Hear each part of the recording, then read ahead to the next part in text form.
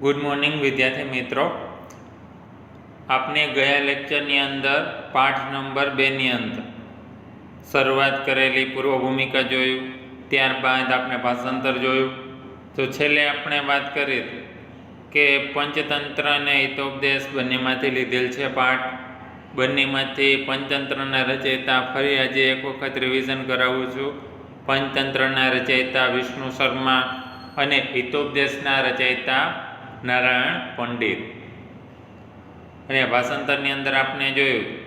હવે ટેક્સ્ટ બુકમાં ધ્યાન રાખજો ખાસ. આગળના ભાષાંતરમાં અથ તેષાં તત્કુલિશોપમ વચનમ સમાકર્ણ્ય. હવે તેમને વજ્રની ઉપમા આપી શકાય તેવું વચન સાંભળીને મત્સ્યાહ પરસ્પર પ્રાહુ, માછીમારો પરસ્પર બોલ્યા. તો અહીંયા એક નવો શબ્દ આપ્યો છે તમારા માટે, ખાસ યાદ રાખજો. તત્કુલિશોપમ, તત્કુલિશોપમ સંધિ છૂટી પડે તત્ પ્લસ કુલિશોપમ. કુલિશોપમ એટલે વજ્ર. વજ્ર શું છે? ઇન્દ્ર ભગવાનનું એક હથિયાર, કે ઇન્દ્ર ભગવાન હંમેશા સાથે જ રાખતા ખૂબ જ ધારવાળું હથિયાર છે. એના દ્વારા કોઈ પણ કાર્ય સિદ્ધ કરી શકાય છે, ખૂબ જ મજબૂત. તો આ વચન જે સાંભળ્યું માછીમારો, આ માછીમારોનું વચન છે એ કેવું હતું? કઠોર હતું. ઇન્દ્ર ભગવાનના હથિયાર જેવું, ખૂબ જ કઠોર, ગમે નહીં એવું, અપ્રિય હતું. એટલે અહીંયા કીધું હવે તેમનું, અર્થ એટલે હવે, તેષામ એટલે તેમનું, વજ્રની ઉપમા આપી શકાય તેવું વચન સાંભળીને, સમાકર્ણ્ય એટલે સાંભળીને, મત્સ્યાહ માછીમારો, પરસ્પર પ્રાહુ એટલે કહ્યું. આખું ગુજરાતી થશે આ વાક્યનું. હવે તેમને વજ્રની ઉપમા આપી શકાય તેવું વચન સાંભળીને માછીમારો પરસ્પર બોલ્યા. શ્રુતો અયમ ધીવર આલાપ. માછીમારોનો આ વાર્તાલાપ સાંભળો. ત્યારે પરસ્પર બધાય માછલાઓ, 3 માછલાઓ વાત કરીને કહે છે, જો માછીમારો બોલે છે એ સાંભળો. ધીવર એટલે માછીમાર, આલાપ એટલે વાતચીત. માછીમારોનો આ વાર્તાલાપ સાંભળો. શ્રુતો એટલે સાંભળો. તો કઈ શું કહે છે માછીમારો? અધુના અસ્માભિઃ કિમ કર્તવ્ય. તો વાત સાંભળી જાય છે માછલાઓ, ત્યારે તો કઈ કહે છે માછલાઓ કે હવે આપણે શું કરશું? અધુના એટલે હવે, અસ્માભિઃ એટલે આપણે, કિમ કર્તવ્ય શું કરશું, હવે આપણે શું કરશું? તત્ર અનાગત વિધાતા નામ મત્સ્ય પ્રાહ. તેમાં અનાગત વિધાતા નામનું માછલું બોલ્યું. તેમાં અનાગત વિધાતા નામનું માછલું બોલ્યું. પ્રાહ એટલે બોલ્યું. ત્યારે કહે છે અનાગત વિધાતા કોણ બોલે છે? ખાસ યાદ રાખજો. અનાગત વિધાતા શું કહે છે? નૂનમ પ્રભાત સમયે દીવરાહ અત્રાગમ્ય મત્સ્ય સક્ષયમ કરિષ્યન્તે.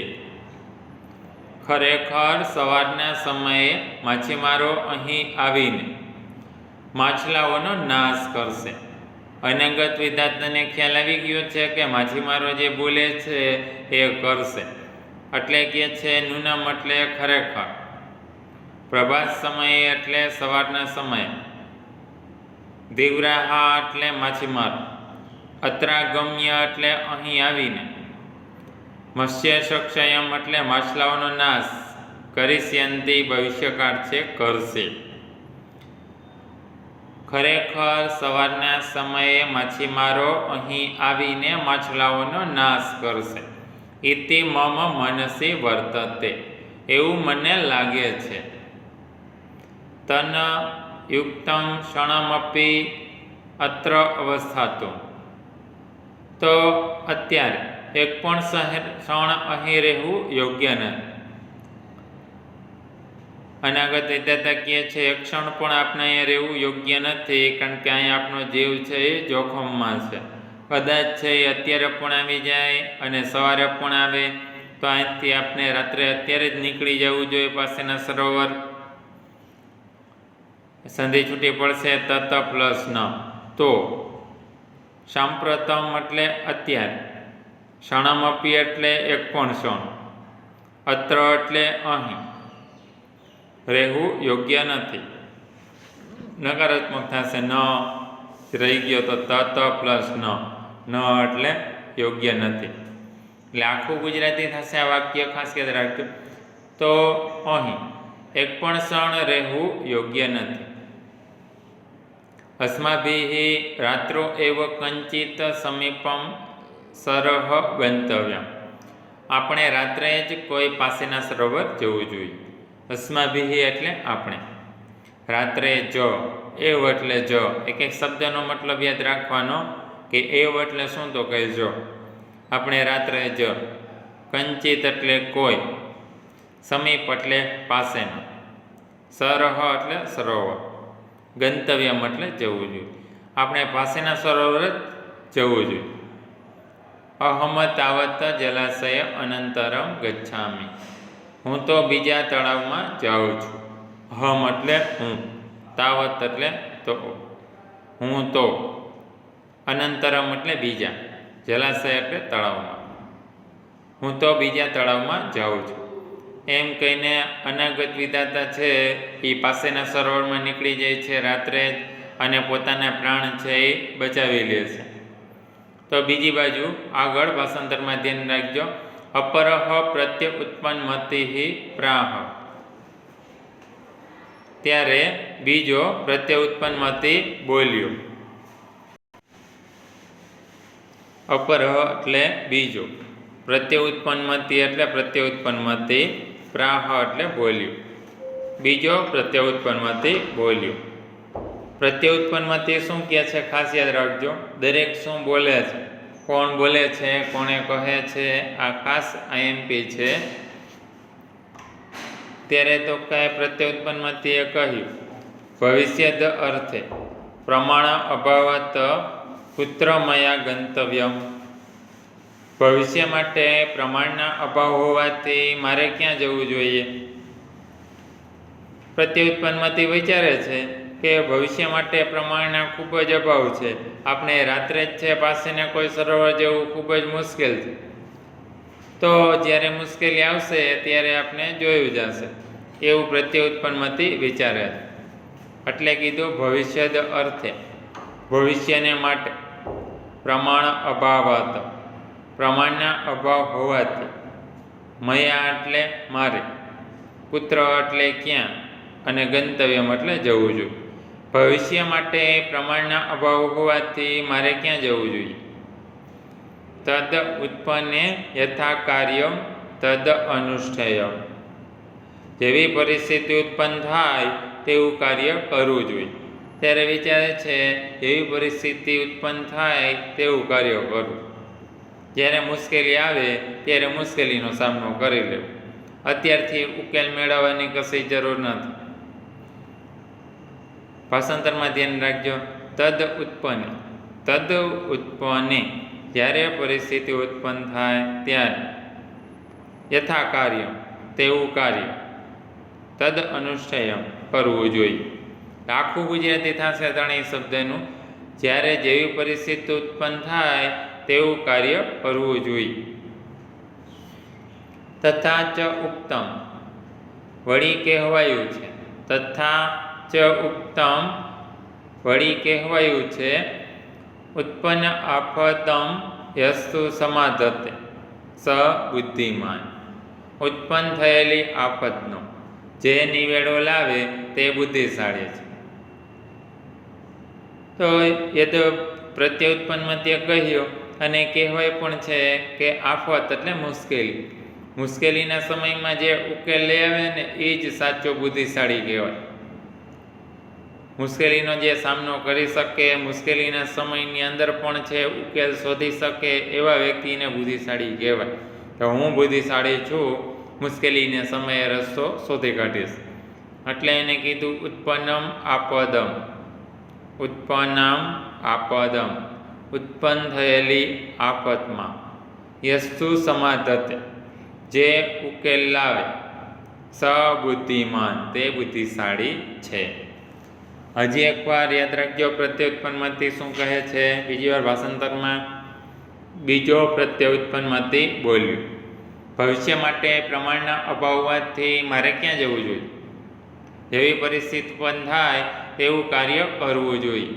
વળી કહેવાયું છે, ઉત્પન્ન થયેલી આફતનો જે ઉકેલ લાવે તે બુદ્ધિશાળી છે.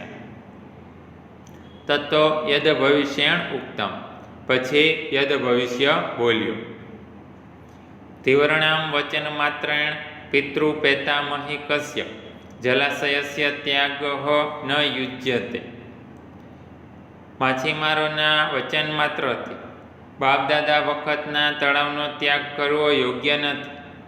યદ ભવિષ્ય છેલ્લે બોલે છે અને વિચારે છે કે માત્ર માછીમારોના વચનથી, હજી તો વાત જ કરી છે, કદાચ ન પણ આવે એવું પણ બને. આપણા બાપદાદા વખતનું તળાવ છે એ આપણે એમ છોડીને ચાલ્યું ના જવાય, આપણે અહીંયા જ રહેવું જોઈએ. એટલે તો કંઈ કીધું, માછીમારોના વચનથી માત્ર બાપદાદા વખતના તળાવનો ત્યાગ કરવો યોગ્ય નથી. એક એક શબ્દમાં યાદ રાખજો. તીવ્રણામ વચન માત્રેણ, માછીમારોના વચન માત્રથી. પિતૃપેતામહી કસ્ય, બાપ દાદા વખતના તળાવનો. ત્યાગઃ ન યુજ્યતે, ત્યાગ કરવો યોગ્ય નથી. યદિ આયુઃ શય અસ્તિ તદા અન્યત્ર ગતામપી મૃત્યુઃ ભવિષ્યતિ એવ. જો આયુષ્યમાં નાશ છે તો અન્ય ગયેલાનું પણ મૃત્યુ થશે જ. તો યદ ભવિષ્ય કહે છે, જે આપણા નસીબમાં લખેલું હશે અને આપણા નસીબમાં મૃત્યુ હશે તો કોઈ પણ જગ્યાએ મૃત્યુ થશે જ. તો હું તો અહીંયા જ રહીશ. યદિ એટલે જો. આયુઃ શય અસ્તિ, જો આયુષ્યમાં નાશ છે. તદા તો અન્યત્ર ગતામપી, અન્ય ગયેલાનું પણ મૃત્યુ ભવિષ્યતિ એટલે થશે. જો આયુષ્યમાં નાશ છે તો અન્ય ગયેલાનું પણ મૃત્યુ થશે જ. ઉક્તમ ચ, વળી કહેવાયું છે. ઉક્તમ ચ, વળી કહેવાયું છે. ત્યારે યદ ભવિષ્ય બોલે છે, યદભાવી ન તદભાવી ચેત તદ અન્યત. ખાસ આઈમ્પી છે, જો યાદ ના રહી આ શ્લોક તો શ્લોકમાં ટેક્સ્ટબુકમાં લખી નાખજો પેન્સિલથી. યદભાવી એટલે જે થવાનું છે તે થશે. યદભાવી એટલે જે થવાનું છે તે થશે, અને જે થવાનું છે તેને રોકી શકવાનું નથી. ત્યારે યદ ભવિષ્ય વિચાર્યું કે જે થવાનું છે એ થશે, અને જે થવાનું છે એને કોઈ રોકી શકવાનું નથી. તો આપણે ખોટી ચિંતા શું કામ કરવી જોઈએ? યદભાવી એટલે જે થવાનું છે, તદભાવી એટલે તે થશે. જે થવાનું છે તે થશે, અને જે થવાનું છે તે રોકાવાનું નથી. ઇતિ ચિંતા વિષયમ અગધ. ઇતિ ચિંતા વિઘ્ન અયમ અગધ કિમ ન પિયત. આ 3 સંધિ છૂટી પડે, ખાસ યાદ રાખજો.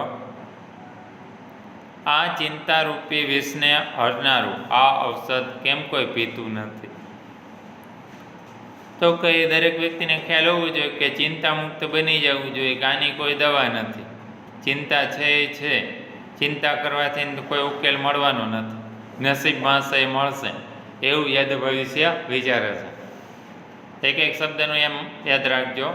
ચિંતા વિષ વિઘ્નો, પછી અયમ.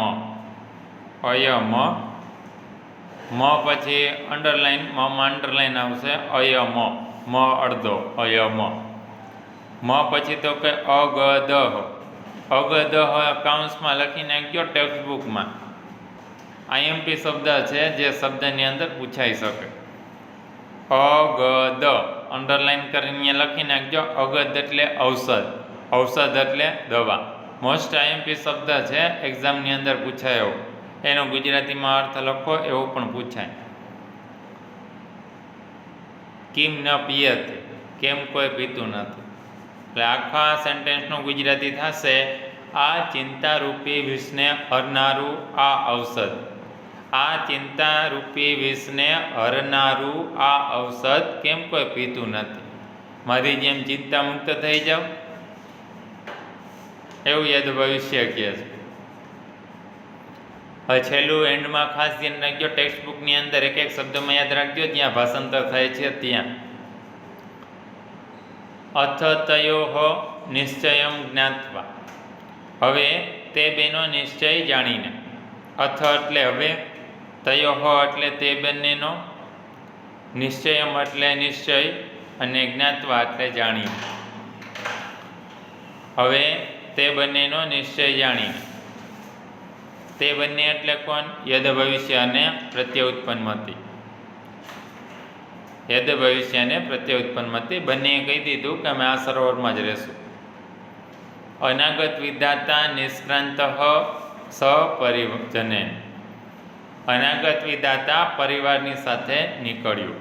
અનાગત વિધાતા પરિવારની સાથે, પરિજનેન એટલે પરિવાર, સહ એટલે સાથે, નિષ્ક્રાંત એટલે નીકળ્યો. અનાગત વિધાતા પરિવારની સાથે નીકળી જાય છે કે હું તો જાઉં છું, તમે બંને આ સરોવરમાં રહ્યો. દ્વૌ એમો તત્રૈવ જલાશય સ્થિતો. દ્વૌ એમો એટલે તેમાંના બે, તે જ તળાવમાં રહ્યા. ઈમો એટલે તેમાંના, અને દ્વો એટલે બે, તેમાંના બે, તે જ તળાવમાં રહ્યા. તત્રૈવ એટલે તે જ, જલાશય એટલે તળાવમાં, સ્થિતો એટલે રહ્યા. તેમાંના બે એટલે કોણ? યદ ભવિષ્ય અને અનાગત વિધાતા. આઈએમપી પ્રશ્ન છે કે કયા બે માછલાઓ છે તળાવની અંદર જ રહેલા? તો કયાની અંદર આવશે? યદ ભવિષ્ય અને પ્રતિ ઉત્પન્ન મતે. અપરદ્યુઃ દીવ્રેહિ આગત્ય જલાશયે જાલમ ક્ષિપ્તમ. બીજા દિવસે માછીમારો આવીને તળાવમાં જાળ ફેંકી. અપરેદ્યુ એટલે બીજા દિવસે, દીવ્રેહિ આગત્ય માછીમારો આવીને, જલાશયે જાલમ તળાવમાં જાળ ફેંકી. બીજા દિવસે આવીને તળાવની અંદર જાળ ફેલાવે છે માછીમારો. જાલેન બધ પ્રત્ય ઉત્પન્નમતી મૃતવત આત્માનમ સદ્રશ્ય સ્થિત. ઝાડ વડે બંધાયેલો પ્રત્ય ઉત્પન્નમતી. જાલેન બધ પ્રત્ય ઉત્પન્નમતી. ઝાડ વડે બંધાયેલો પ્રત્ય ઉત્પન્નમતી મરેલાની માફક પોતાને દેખાડીને સ્થિર રહ્યો. પોતે જાણે મરી ગયેલ છે એમ છે નાટક કરેલું માછીમારો સામે. ત્યારબાદ તો કે ફરી વખત કૂદીને બહાર નીકળી જાય છે અને બચી જાય છે. ઝાડ વડે બંધાયેલો પ્રત્યે ઉત્પન્નમતી મૃતવદ આત્માનમ મરેલાની માફક દેખાડીને. દ્રશ્ય એટલે દેખાડીને. સ્થિત એટલે સ્થિર રહ્યું. તતો જાલત અપસારિત યથાશક્તિ ઉપલુપ્ત્ય ગંભીરમ નીરમ પ્રવિષ્ટ. પછી ઝાડ વડે દૂર કરાયેલો પોતાની શક્તિ મુજબ ઊંડા પાણીમાં પ્રવેશ્યો. ત્યારબાદ તો કે ઊંડા પાણીમાં પ્રવેશી જાય છે કે ફરી વખત માછીમાર તેને પકડી ન શકે. તત્તો જાલાત અપસારિત પછી ઝાડ વડે દૂર કરાયેલો યથાશક્તિ શક્તિ મુજબ. ઉપલુપ્ત્ય એટલે ઊંડા, ઉપલુપ્ત્ય એટલે ઊંડા, ગંભીરમ એટલે ઊંડા, અને નીરમ એટલે પાણી, અને પ્રવિષ્ટ એટલે પ્રવેશ્યું. નીરમ એટલે પાણી અને પ્રવિષ્ટ એટલે પ્રવેશ્યો. એટલે આખું ગુજરાતી થશે પછી ઝાડ વડે દૂર કરાયેલો શક્તિ મુજબ ઊંડા પાણીમાં પ્રવેશ્યો. ગંભીરમ એટલે ઊંડા, અને નીરમ એટલે પાણીમાં, અને પ્રવિષ્ટ એટલે પ્રવેશ્યો. યદ ભવિષ્ય ધીવ્રેહિ પ્રાપ્ત. યદ ભવિષ્યને માછીમારોએ પકડ્યો. વ્યાપાદિત અને મારી નાખ્યો. યદ ભવિષ્યને પકડી લે છે અને મારી નાખે છે. ચ આવે એટલે હંમેશા અને થશે એનો મતલબ યાદ રાખજો. યદ ભવિષ્ય હો ધીવરે હિ પ્રાપ્ત. યદ ભવિષ્યને માછીમારોએ પકડ્યો અને મારી નાખ્યો. વ્યાપાદિત એટલે મારી નાખ્યો. અત એવમ ઉક્તમ, આથી આમ કહેવાયું છે. અતઃ એટલે આથી, એવો ઉક્તમ, એવ પ્લસ ઉક્તમ થશે. એવ એટલે આમ, ઉક્તમ એટલે કહેવાયું છે. અનાગત વિધાતા ચ પ્રત્ય ઉત્પન્નમતિ તથા દ્વાવ એતો સુખમ એદતે. અનાગત વિધાતા અને પ્રત્ય ઉત્પન્નમતિ તે બંને સુખથી રહે છે.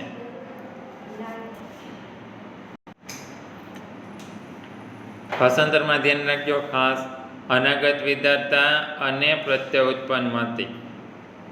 દ્વો એતો, એતો એટલે આ બે. સુખમ એધતે, સંધિ છૂટી પડશે, પ્લસ કરીને લખી નાખજો સંધિ. સુખમ પ્લસ એધતે, સુખથી રહે છે. તો ખ્યાલ છે કે અનાગત વિધાતા બીજા સરોવરમાં ચાલ્યું ગયું અને બચી ગયું. પ્રત્યોત્પન્નમતિ મુશ્કેલીની સમયમાં ઉકેલ શોધીને બચી જાય છે, એને કારણે બાદમાં બંને સુખથી રહે છે. યદ ભવિષ્ય વિનાશયતિ, યદ ભવિષ્યનો નાશ થાય છે. પાઠનું નામ છે એ જ છે ભાષાંતરમાં, યદ ભવિષ્યનો નાશ થાય છે. યદ ભવિષ્યનો નાશ થાય છે કારણ કે એને ભવિષ્યનું પણ ના વિચારેલું, મુશ્કેલી આવી ત્યારે પણ ના વિચારેલું, અંતિમ ક્ષણની અંદર પણ મરી ગયેલું. એ છેલ્લા તો કંઈ ભાષાંતરમાં ખાસ યાદ રાખજો, ખાલી માછલાઓના નામ જ છે. અનાગત વિધાતા અને પ્રત્ય ઉત્પન્નમતિ આ બંને સુખથી રહે છે અને યદ ભવિષ્યનો નાશ થાય છે. તો પાઠમાં માત્ર એક જ વાત કરેલી છે કે ભવિષ્યનું વિચારવું જોઈએ, ભવિષ્યનું વિચારીને ચાલવું જોઈએ અનાગત વિધાતાને જ્યાં. જો કદાચ ના પણ વિચારેલું હોય તો મુશ્કેલીની સમયની અંદર ઉકેલ શોધી લેવો જોઈએ. એ યદ ભવિષ્યમાંથી આપને શીખવા મળે છે. આની અંદર ખાસ સંધિ છે એ ખૂબ જ આઈએમપી છે. સંધિ છે આપણે પાઠ પતે ત્યારે ટિપ્પણની અંદર આપેલું છે, કેટલાક શબ્દ પણ આપેલા છે અને સંધિ પણ છેલ્લે આપેલી છે ટિપ્પણીની અંદર. એ સંધિ છે એ વાંચજો. શબ્દ વાંચી લીધા બાદ ફરી વખત આ વિડીયો રિપીટ કરો. 2 વખત ખાસ ટ્રાન્સલેટની અંદર જોવાનું છે ભાષાંતર, કારણ કે ભાષાંતર ખૂબ જ આઈએમપી છે. 80 માર્કના પેપરની અંદર વધારે પડતું ભાષાંતર જ છે. આમાં જો સારા માર્ક લેવા હશે તો ભાષાંતર ખૂબ જરૂરી છે. એટલે એકવાર આ સમજી લીધા બાદ બીજી વખત ટિપ્પણ વાંચજો. ટિપ્પણ વાંચી લીધા બાદ ફરી એક વખત વિડીયો છે એ જોઈ નાખજો, ખૂબ જ ઉપયોગી છે. હવે સ્વાધ્યાયની અંદર તો કે કયા પ્રશ્ન લખવાના છે.